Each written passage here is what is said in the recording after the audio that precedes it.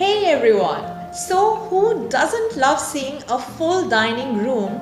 A packed restaurant creates excitement, attracts attention, and gives the impression that the business is thriving.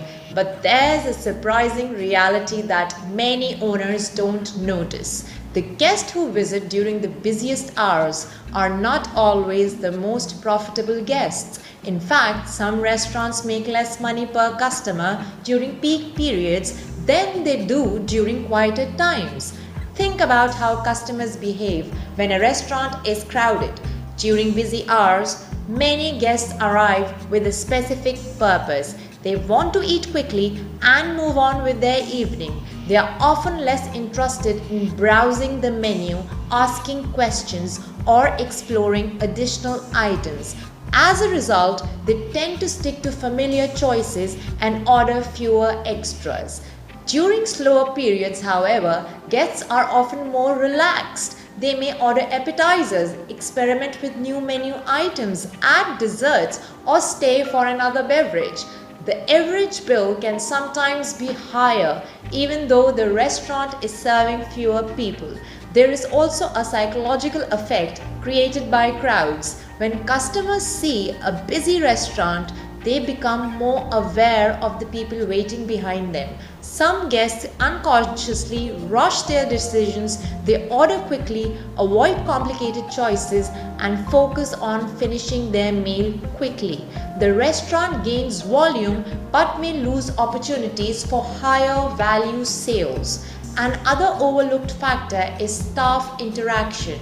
During quiet periods, servers have more time to engage with guests. They can explain menu items, recommend pairings, suggest premium options, and build a rapport. These conversations often increase spending and improve the guest experience. During a rush, these opportunities shrink dramatically. The staff's priority becomes speed rather than relationship building. As a result, upselling opportunities disappear. Busy periods can also encourage restaurants to focus on moving tables rather than maximizing guest value.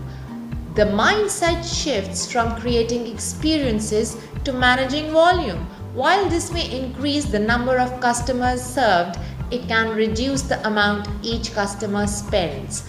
A restaurant may celebrate serving 100 guests in a night while overlooking the fact that many of those guests purchased less than they might have in a calmer environment. Then there is the issue of mixed menu.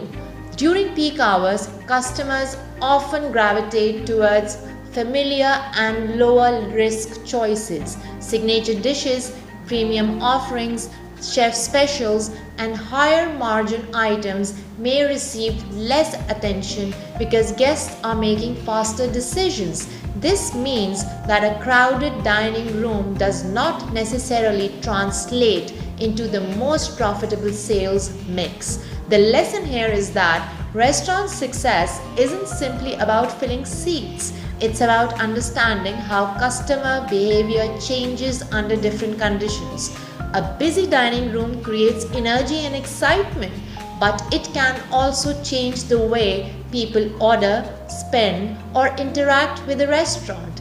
Now, operators should look beyond traffic, volume, and focus on guest value, menu mix, and spending patterns, because at the end of the day, serving more people is only one part of the equation.